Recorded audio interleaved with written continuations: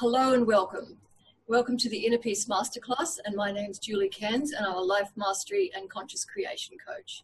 Today we have with us the wonderful Shelley Stockwell, who has a variety of amazing skills amongst them. She's the founder and president of the International Federation of Hypnotism, I think based in California. Shelley also is the author of I'd say, 20 books and a number of DVDs, and works as a coach, a counseling instructor, is well known as a media personality. And she's been a hypnotherapist for over 30 years. Is that about right, Shelley? Closer to 40 now. So welcome to the Inner Peace Masterclass. I'd like to welcome you wholeheartedly. I can't wait to talk with you today and find out more about what you do.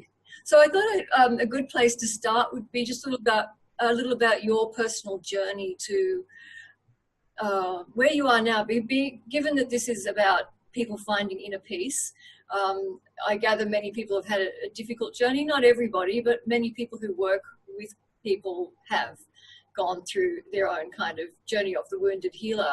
And I would love to hear where you've been and how you've come to where you are now. Well, first of all, where I am now is I'm extremely happy. Life is working. I feel very blessed and very glad to be alive. And I didn't always feel that way because I had probably like most of the listeners, I had a dysfunctional family. It was a typical American middle-class family. However, my mother was extremely frustrated and may have been crazy. I don't really know, but her behavior was out of control and she would yell for hours at us. So it was very stressful childhood. And I had a brother who was high energy, probably what you would label as ADD or ADHD. And he was always into mischief and doing pretty terrible things. So I was the good little girl, and I always wanted to be the good little girl, and I behaved very nicely, and I got along very well with everyone, including craziness at my house. But my saving grace is I had a father who adored me, and he was very loving and kindly to me. And so whereas some people who I see as clients, they didn't have a saving grace. They had terrible stories. My story wasn't so terrible because interwoven with all of the chaos and insanity was this wonderful, beautiful, loving father. He certainly didn't understand me fully, but that didn't matter because I always knew I was loved. And ironically, I always knew I was loved by the crazy mother. She just was out of control, and I felt sorry for her. That was my basic feeling. Yeah. And my brother, I loved him, but he was pretty dangerous because regularly he'd put me in life-threatening situations. So it was pretty interesting. And basically, the way I survived the childhood was simply by, I remember being 3 years old sitting on my porch in Torrance, California, and saying, I really don't like the mother I got. I think I'll choose the lady next door. And so I would do that throughout my life. I would always choose other people to be mother figures. And I found some delightful mother figures, and I didn't need a father figure. I had one of those. And so things sort of unfolded that way. And then my teachers always adored me. So, and particularly my 7th grade teacher. And I think for a lot of the listeners, teachers are very important in our lives. And my 7th grade teacher, Mr. Papadakis, told me, he said, I'm going to have a daughter and I hope she turns out just like you, which meant a tremendous amount to me at the time. But I was a compulsive liar. Okay. And I didn't lie about anything significant. I lied about things to feel like I was okay. Like everything was fine. Everything was great. Everything was okay. And when I turned, I think it was 16 or 17, I really liked this boy named Steve. And I told him something and it was a lie. And I looked at him and I said, I just lied to you. Mm-hmm. And I promised myself that I was never going to make up stories and lie anymore. Mm-hmm. And so that what I said was a lie. So this is the truth. And he looked at me like, well, you're really weird. But, I realized that my lies were non-toxic. they were internalized. And what I've come to believe now, I'm 72 years old. I've come to believe that we all make up lies. Our whole life is a story we make up. I say my life is a true story I made up. And I think we all do that. That's how you manifest a future. But I was making up stories about things that happened that didn't happen just to feel okay about myself. And I don't even remember the stories anymore, except to say that I don't do that anymore. And I solved that problem.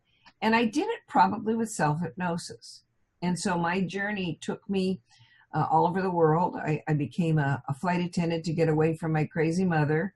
And I flew for Trans World Airlines, and I flew all over the world, met people on the airplane, great, wonderful, amazing people. And that was my huge education, much better than college. Yeah. And then, as luck would have it, I became smitten with hypnosis. And you know how it is, Julie, when you become smitten with something. You know, you're smitten with enlightenment. Well, I suddenly became smitten with how to master your mind and how to be a mastermind. Yeah. And so I went to a hypnotist because I thought, well, I'm eating an awful lot of sugar. Maybe I can get hypnotized to not eat sugar. Well, this guy was probably the world's worst hypnotist, but I didn't know any better. And I paid him $25. That was a lot of money in those days. Mm. And he talked to me for like 2 minutes, put me in a trance with a recording, and basically said, don't eat sugar. And I didn't eat sugar for a year. And I said, how did that work? How can that be? How can some little dorky guy say something to me and change my whole life? Or my behavior anyway, not my whole life, but it really did change the behavior. So, you know, we call that a defining moment. I'm sure you've had it. I'm sure all the people you're interviewing have had their defining moments. Well, Yeah. Defining moment for me was the day I discovered hypnosis, because I realized that we're all hip and we all gnosis everything. I didn't see that. And every single person who comes to my office, Yeah. and actually every passenger I ever had, and every person I meet, if you just make the connection into their essence or their core, you will discover that that person knows everything about themselves and that they're the center of the universe regarding themselves. And there's nobody like them, and there's nobody who knows more about them than themselves. And so one of the things that I like to teach, and the thing that I'm offering in this program, is how to get to that core. What is it? What do you do to get to that core self, so that you tell yourself the truth, so you create the truth, so you live the truth, and then you make up stories about the future you want to manifest and create. Yeah. And so it's been like this awesome journey. Awesome. And I'm just so glad and happy, and happily married. I have a beautiful 37-year-old son who's, of course, a genius because I'm a mother, right? Kids are always geniuses. And, you know, life is good. Yeah. And so how did you, Julie, get into doing this show? That's what interests me. Okay. It's something I've been interested in for a long time. I developed a Facebook page on top of my own personal studies, because I've done counseling studies and so on. But I developed a Facebook page that was designed for actually to reach people around the world who weren't from Western countries. And it was designed to be, or Westernized countries so much. And it was very much meant to be a safe sanctuary for people from all different religious backgrounds. So I worked very hard on finding symbols that anyone from any religion could relate to. So maybe instead of saying God or Buddha, say light. Although at times I did kind of go into all those different areas. So I ended up with Hindus, Buddhists, Christians, people from the Islamic background on my page, happily together. And that was fairly successful, and I continue that. And I did mention this with someone else, that someone asked me to do a wisdom vision at sunrise, and it turned into a peace manifesto that was based on the International Migrant Manifesto, where I pulled in a whole lot of quotes from people from all different, again, religions, Anne Frank, Mother Teresa, Cat Stevens, who's now Yusuf Islam. Like everyone had a saying about peace and related to where they come from. And for many years, I've had a very strong pull towards writing a book about peace also. I've commenced writing it and pulling from information, sort of marrying Indigenous cultures' peaceful governance with contemporary theories. So that's where I'll be heading after this. But I'm very much wanting to see how people are working in our current age and using different crafts and skills with people to help them to come back. I guess over time I've been very well aware that the world is in quite a state of trauma from from all the warfare, the religious warfare, racist warfare. It's been quite huge. And so I'm very much wanting to bring in a rich diversity, tapestry and threads for people to follow that they might feel aligned to in terms of their personal healing.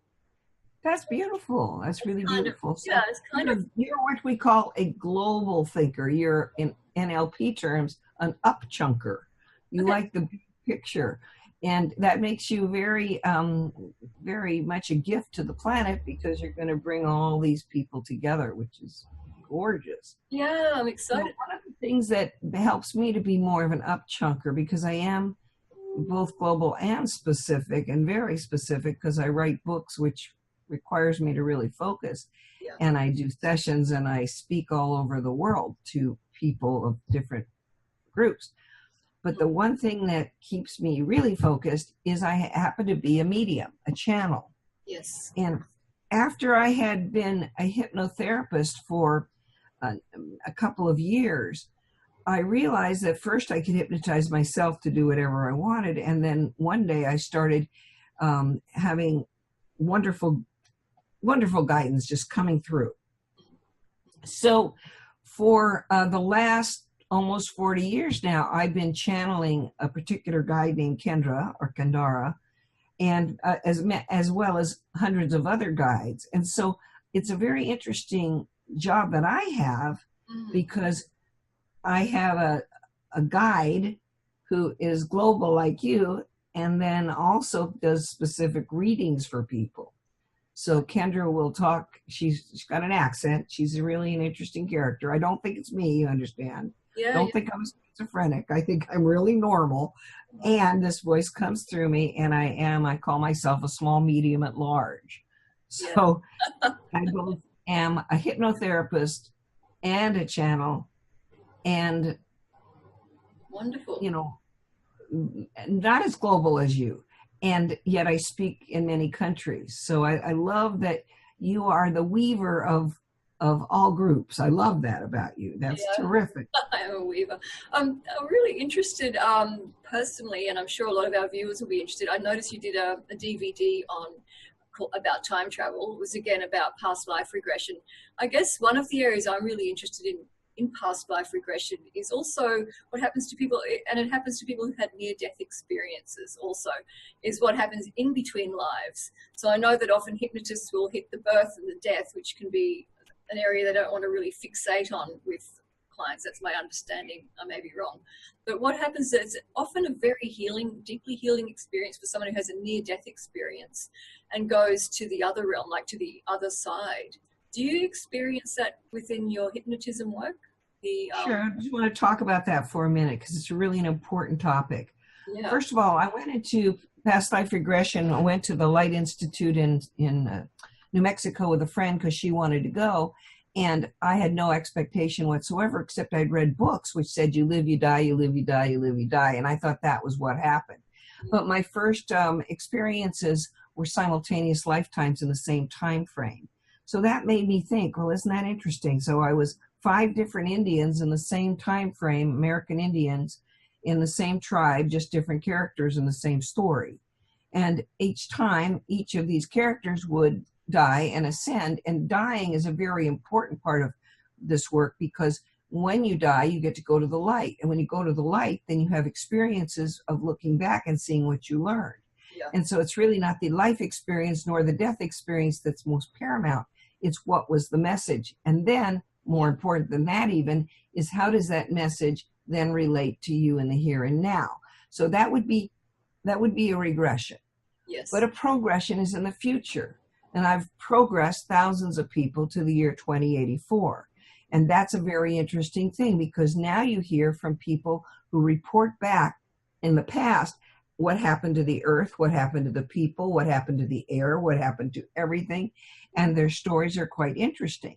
Now, in all of what is stories, sorry, and they're simultaneous as well as the past. Now, what's also very interesting is while you're taking people to the past and to the future, and you're finding out they have simultaneous lifetimes in those dimensions, then you have to understand that here and now you might have a simultaneous life. And therefore, you might walk down the street and meet Julie, another Julie. And so we've done a lot of work, and a lot of my friends have done this as well, where you take people to a parallel life. And we've had some stunning results from that. All that to answer your question. And the question is, what about the between lives? Well, the between lives are magnificent. And so one of the things I like to do when I take somebody on a journey is I like to take them through this particular lifetime. Like right now, Julie, you could remember being in kindergarten, maybe. Take a deep breath and think about kindergarten. Okay, I knew you were going to do this. Are you thinking about it? Okay. Just you might remember where you sat, or what you wore, or what your teacher was like, or what the room was like, or, something about it. That's a regression, okay? And you might also, in hypnosis in particular, remember being in your mother's belly. Yep. And you might even remember, if we regress you, to before you became the egg in your mother's ovary. Mm-hmm. And you also will remember other places in time. Now, Carl Jung said the history of all life is within us. It may be true. We may all be the same being of energy, but specifically ourselves. So you might remember that in a regression. And you might also remember coming into this lifetime. And then I might take you forward to this lifetime, Julie, and ask you, how are you going to die? And this is a very compelling question, because if you don't like the story about how you die, you have this incredible free will to make up a better story. So the better story might be, well, I'm going to live to be 104 instead of die at 78 because I'm going to quit smoking or whatever. So we really have free will in our own death. That's right. And so that's called conscious living, conscious dying. Yep. Then we take you to the other side. So, okay, go ahead and die in this lifetime. Give yourself a eulogy. And where do you go? And looking back now on this lifetime at the end of the 20th century, in the beginning of the 21st century, what did you learn from the lifetime? Yeah. And how are you going to take this lesson to assist you in the future? And then go ahead and do a progression to a future lifetime. And it becomes this remarkable journey. Now you can say, well, is it true? And I don't know the answer, but I think it might be. It's just that we all have within us vivid scenarios that we go and we pick out pieces and we edit it together, and we call it our life or our past life or our future life or our between life. And it comes through our consciousness, and your consciousness and my consciousness is perfection when it comes to ourselves. So what I've come to believe about between lives is that we have an essential self. There's an essential Julie Cairnes. She is one of a kind, vibrationally, energetically. And when you ascend, that vibration, that frequency, that energy, that part of you that is uniquely yours will ascend. You'll drop your body, which is like an old dress, and you'll just drop it at the door of time, and it will melt away into the earth. But something called Julie, or your essence, will ascend. And what we usually find when we go between lives is we find that we all have soul collectives. Yeah. We all seem to have a body of wisdom or guides or counsel that greets us on the other side. If you believe in a particular faith, then that entity might greet you. If you believe in Buddha or Muhammad or Jesus, they might be there saying hello. If you have past life friends, they may be there. this lifetime people who have died. And then when you cross over, you have encounters with the divine, you have encounters with your soul collective, and you have encounters with those that you remember or that you have newly remembered, I guess, from other dimensions. Now, this is a very esoteric, now I'm doing big up chunking for you. I'm being very global because it's very hard to talk about this subjective experience in specific terms. But when you take a journey to between lifetimes, you very clearly meet specific beings. Absolutely. And that becomes beautiful and amazing. And what you come out with is there's no linear time. Yes. There's a thing called simultaneous time. And it's hard to fathom in our linear world where we have appointments and time frames and things we have to do. And so that was a big long-winded answer to your question. Oh, fascinating. Absolutely fascinating. And I'm just wondering, of course, what did people say was going to be happening in 2080? Was it 2084? Is that where you take? Yes, the year 2084. I prefer not to. I would prefer not to say. Okay. And the reason I would prefer not to say is because I'd like to leave it to everyone here, and including you right now, to explore this right this second. Sure. So close your eyes, Julie. Take a deep breath. And just imagine that you have progressed from this body that you're in now, and you've become a vibration or a frequency. And you've entered the light, and you've learned your lessons. And now it's the year 2084 in linear time on the earth. And you may or may not be on the earth, but if you are on the earth, just notice kind of your parameters.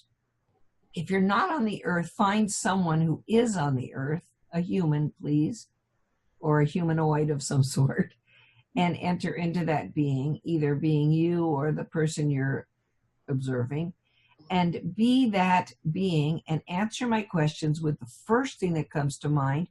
And all the listeners do this with us, okay? So go right there, be in the year 2084, and answer my questions. First thing come to your mind. Are you inside or out? Just answer the question. I'm in. Alone or with somebody? Alone. Are you male, female, or neutral? Male. Are you sitting or standing or lying down? I'm standing. And what is it like around you? How would you describe the environment around you? The air feels very different to what it is now. It seems to actually be almost visible. I can almost see the air consistency fluctuating from pinks and blues and whites. It's interesting. So something's happened to the actual air. How are you clothed or dressed? Seem to be wearing white, simple clothes with a long pendant hanging down. What is the mode of transportation? I'm walking. And where do you sleep at night? I'm not going there easily. Take a deep breath. And first thing that comes to mind, it doesn't have to make sense. Maybe you don't sleep. It doesn't matter. Just whatever comes to your thoughts.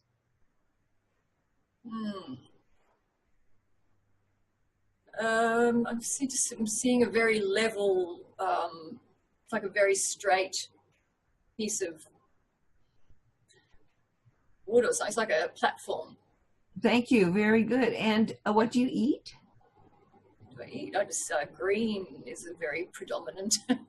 Good. Take a deep breath, sweet one, and just be there a little bit more. And is there anything that happened in those years between 2017 and the year 2084 that is significant that you'd like to tell us about?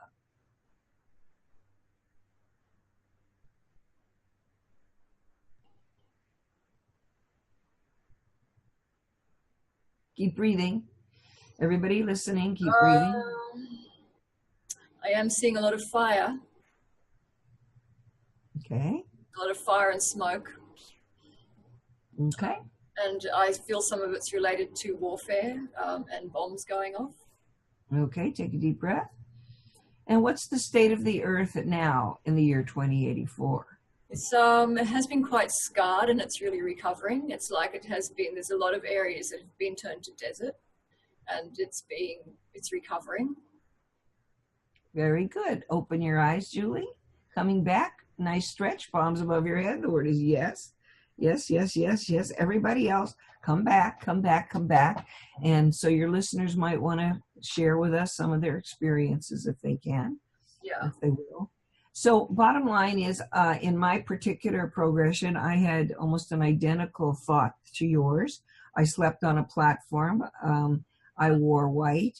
And, but I was not a human. I was, I don't know what, I didn't call myself an android, but I was sort of androidinous, I guess.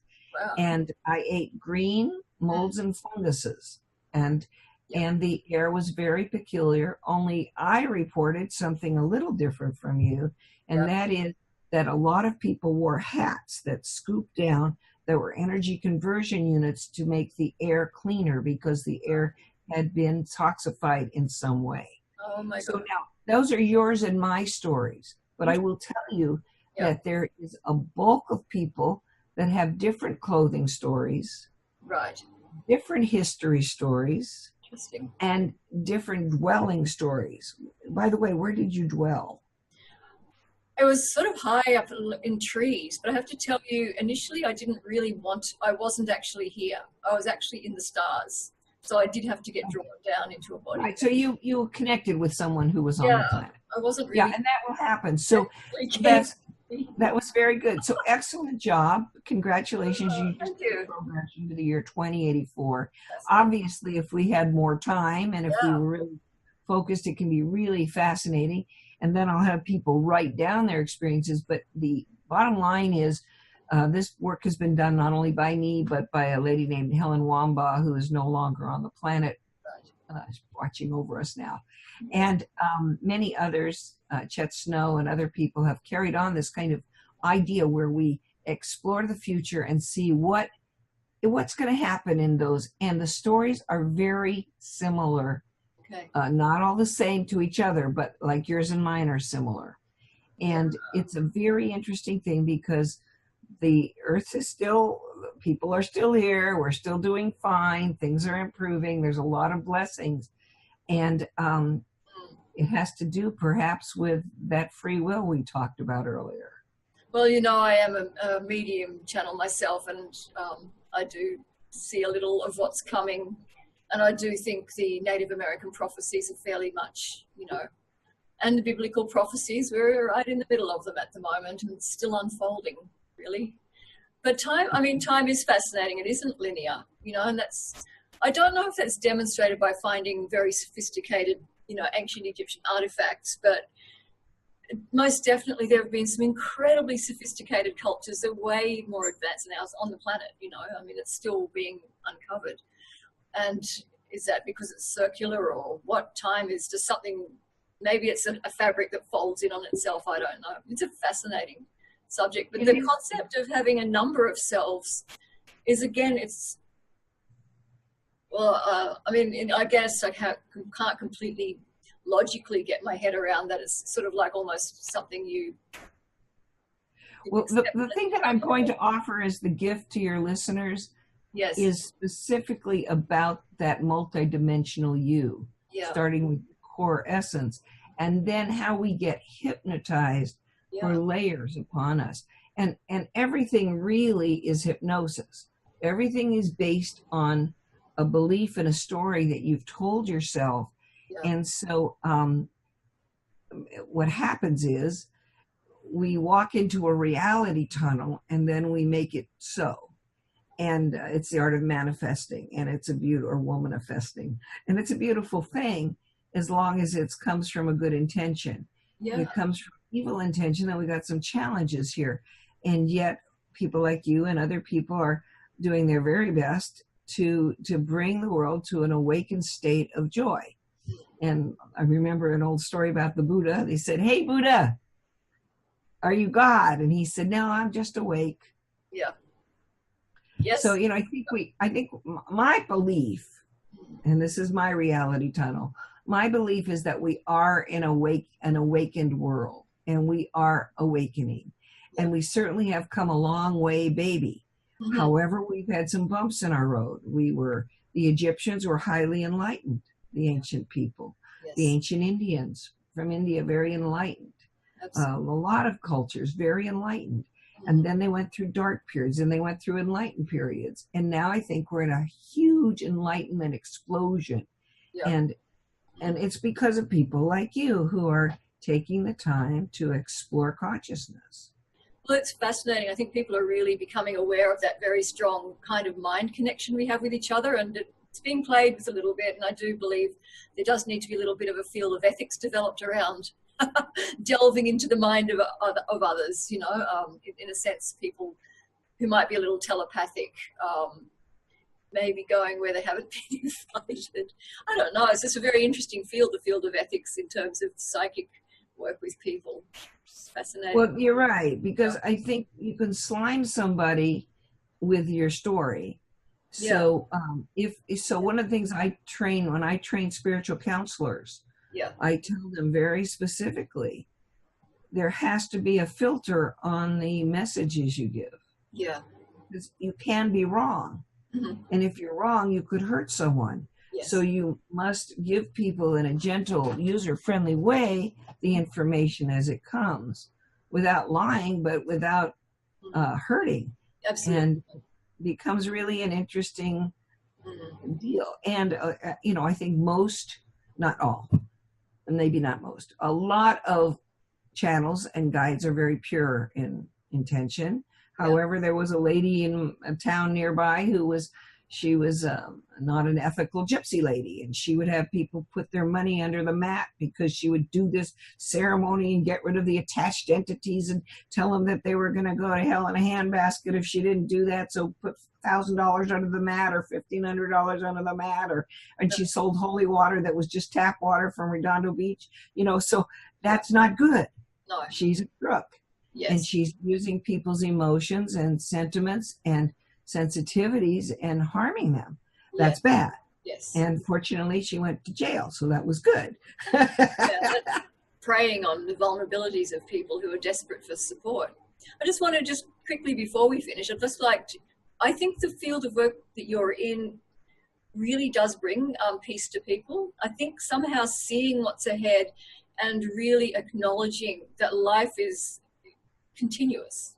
It's a continuous, and we come and go from different realms, brings a very deep sense of peace to people. People forget, obviously death is a very painful process. Even, the dying cries. Not necessarily painful. Some people not always. Yeah. Yes. Truthfully, it not can always. Be a beautiful experience. Yes. Can you imagine dying laughing? I'm sure some people have. I might. The people who's left behind, who are the ones who are suffering. Not the one who's going. They're okay. I'll tell you a true story. My friend Karen, she said, "Okay, I'm dying now," and everybody's gathered around, and she says, "I'm going to die now," and she closed her eyes, and everybody's standing there, and then she opened her eyes. She goes, "It didn't work," and they all laughed, and then she died a little bit later. So she died laughing. I love it. And why not? Why not die laughing? Yeah. Well, thank you so much for today. I'd just like to ask if you could inform the viewers of what the free gift is that you're going to be offering them. It'll be attached to the page on my website for this series. Okay, and so it's called the core. It's called the Tree of You, and I'm gonna if they go to my website or go to my email, just email me. Yeah. Okay. And they can get the Tree of Me, and explore, because it has processes in it where they explore their own essence. Thank you so much. I feel like I could talk to you for hours, but the time's come to an end, damn it. So we have to finish. But thank you so much, Shelley. It's been wonderful talking with you. Lovely talking to you, Julie, and keep doing your fine work. Thank you so much. Bye, everybody.